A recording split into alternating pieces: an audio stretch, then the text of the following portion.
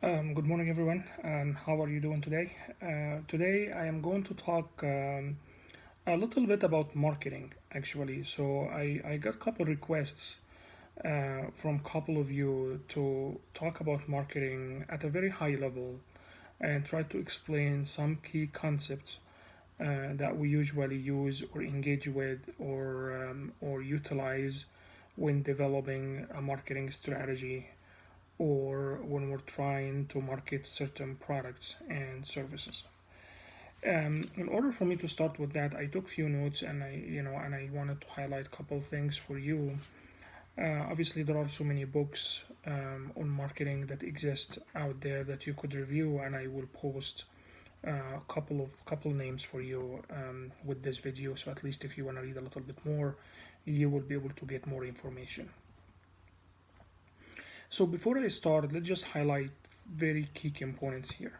The key difference between sales and marketing, because usually we end up like using those two words in different situations, and sometimes we mean different things, or sometimes we mean the same thing.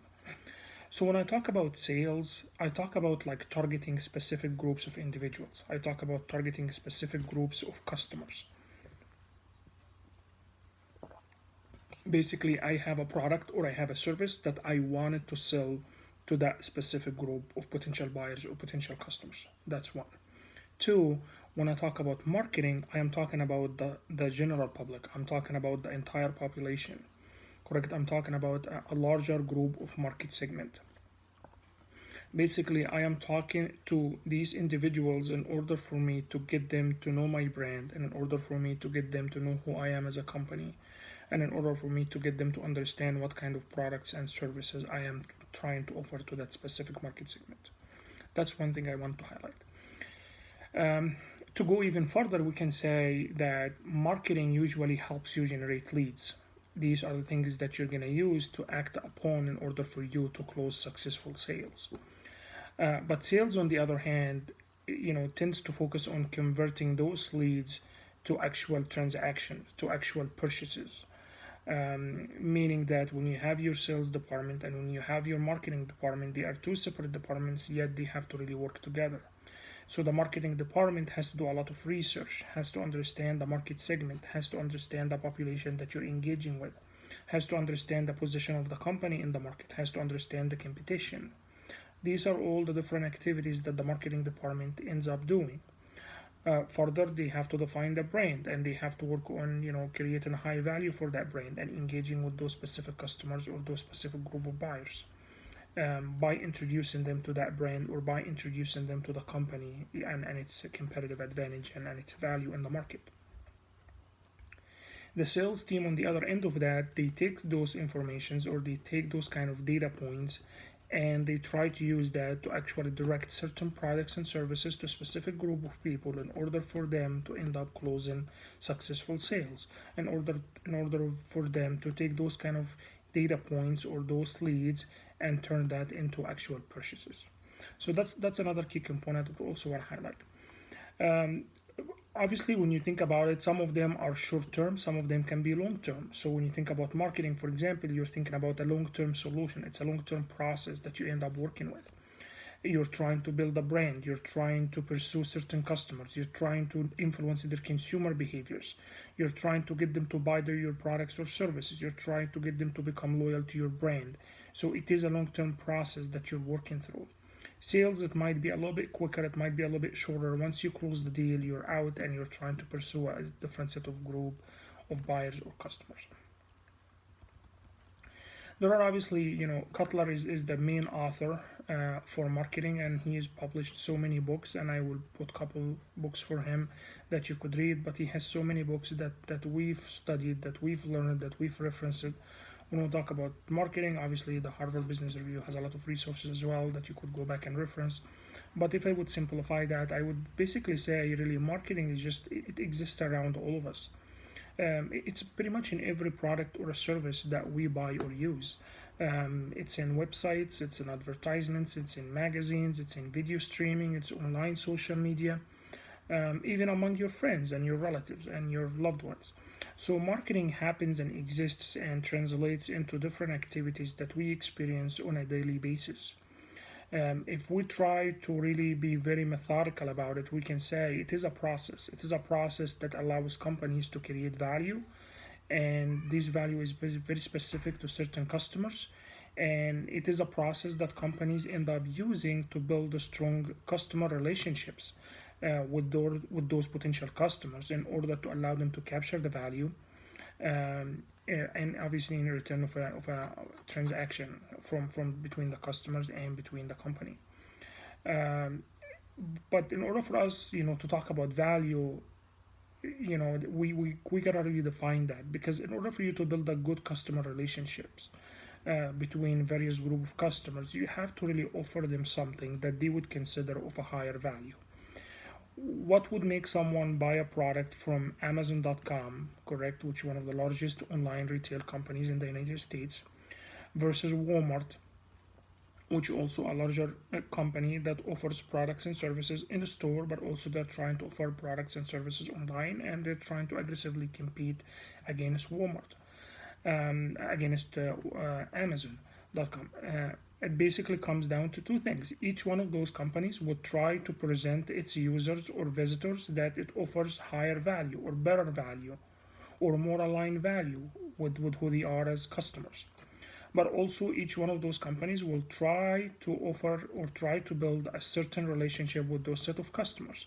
Amazon, for example, creates what we call Customer Prime, which is like a membership that you pay on annual basis that allows you to get products and services at a discounted price, perhaps, or maybe free shipping, or offer you certain advantages or certain services or certain elements that you could see as a part of that value creation process that could also help building a customer relationship with you as a potential customer. So when we really try to define value, which I think is the very key component in a strategic planning or in marketing or anything that we talk about in business. I mean, the only thing that would probably define you as a company or as a potential business is having what we call a paying customer. If you do not have a paying customer, and this is something I strongly keep referencing all the time, if you do not have a paying customer, basically you do not have a business. You need to have someone out there that's willing to give you money for your product or for your services. And if that person does not exist, that means you do not exist as a business or as a company. And if that person, ends up become multiple people, then you end up generating more revenue and you're growing as a business. If they end up shrinking and you end up having less of those, you're losing revenue and you're basically declining. So having a paying customer is a very key component for you to exist as a business. And how do you end up having a paying customer? It is very simple, by basically offering something that they see as a good value or something that they simply value and they're willing to give you money in exchange of that. So how would we really define value? And I think when you read about value, there are so many papers and research have been really written on that, just on that piece. But you can think about it like everyone obviously is going to have a very different value. Some of us will look at value as use. Some of us will look at value as how worth it is. Some of us will look at value as, is it practical? What's the advantage of this product versus something else? The degree of desirability, the way it looks, what kind of benefits it offer. Is it do you gain something by buying that product and service? Does it profit you? Does it benefit you? Does it help you in any way? Does it assist you in completing other processes or other steps or other work that you end up doing, or other elements of your life? How effective it is, how efficient it is, how available and easy to get. Is it important? Is it significant? So each one of us will define value in a different way. It is a merit. It is a merit that changes or differs from one person to another. So you as a company need to understand that and need to define what that value is for you that you want to offer to your potential customers or potential buyers. So to put this in a very simple, plain key points, I would say marketing is really all about engaging customers and managing a good, profitable customer relationships. Again, you need to have those paying customers, and that relationship needs to offer them certain things of value, and you need to make money as a result of that and continue to be profitable, so you continue to invest and continue to exist as a business. That's one piece. The other piece, you also need to focus on attracting new customers. You need to focus on attracting a new set of buyers or potential buyers by promising something that also offers them a superior value or a higher value or a better value than what they might end up getting from another company. And once you acquire those potential buyers, you need to grow your existing customer base, meaning that you need to continue to engage them in a way that would allow them to seek more products and services from you. I'll give you an example. Let's go back to the car manufacturing and let's talk about BMW, for example. When you look at this company, obviously this company is considered to be a very upper end luxury kind of a car manufacturer. But also they already position themselves that they are a German machinery company. They do a lot of things that basically have to do with the speed, performance, design, all of those kind of elements. But on the other end of that, they are known to be a very pricey cars. But then, in order for them to keep engaging existing customers and broaden their existing customer base, you find them offering multiple kind of cars. You will find them offering a very sport kind of expensive cars, and then versus four-door cars, versus SUV, versus even within the sedan market segment, you will see them offering multiple cars at a different pricing points to appeal to certain groups of people or certain groups of buyers or certain age groups or certain groups with certain income level. So that's a way of them to attract new customers into their products, but also it allows them to expand and grow their existing customer base. That's an example. All the companies, they end up doing that. So, but how do you really, let's go back an existing customer base, how do you really enhance that? It's all about satisfaction, in my opinion. So in the beginning, you try to bring in new customers by offering them something unique, by offering them something of a higher value. But once you do that, you have to keep them engaged. You have to keep them happy with your product and services. And your only way to do that is by delivering ongoing satisfaction. You want them to be satisfied with the services that you get. You want them to be satisfied with the shipping process that they experience. You want them to be satisfied with the transparency in pricing. You want to be satisfied with their ease to return products or services. So those are the things that you could do or you could consider to keep your customers satisfied. And that's one key component when it comes to growing your current customer base. Obviously, today's marketing environment, or if you work in marketing, you already know that it has changed significantly. And if you're trying to understand market, you need to really think about this more from a directly personal, interactive perspective.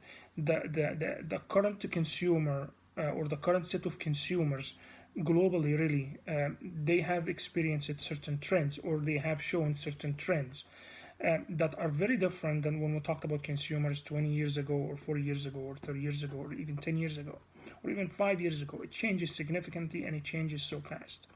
So everything that you do right now about marketing, it needs to come down to how direct it is in approaching a specific segment of potential buyers. One, two, how personal it is in building a successful, profitable customer relationship.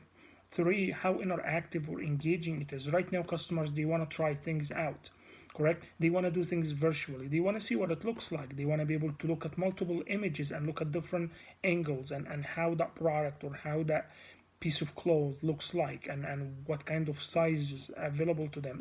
They want to look at all those things virtually. And they want to get some transparency as well. So it is really, it is part of their experience. It comes down right now, marketing and sales and everything in business, it comes down to experience. Experiencing the brand, experiencing the products, experiencing the services. That's the only way or the main way that you're gonna try to differentiate yourself at this point currently when we talk about marketing. The other thing is that I also want to highlight, and I'm gonna finish with those few points. You need to start thinking about needs of your customers, and there's difference between needs. There are key differences between needs and wants. When we talk about needs, these are the things that you really must have. These are the things, if you don't have, you would fall under a category that would call you're being deprived of them.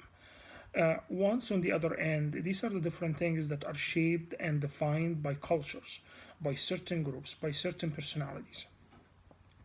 So when I talk about food in general, that's a need. Now, what kind of food that we're talking about? Organic food versus non-organic food, high salt food versus not sugary food versus certain kind of sweets.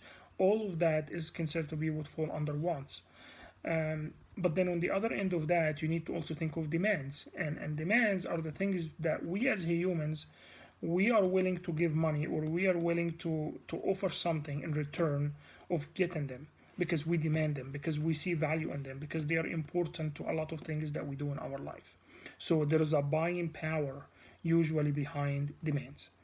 And then on the other end of that, when you talk about marketplace, there is obviously the idea of exchange, which meaning that I am willing to get product from you that has a value, that has something of significance, but it's something I desire. But on the other end of that, I am willing to give you something in return, and that thing in return obviously could be the money, because if you are a buying customer.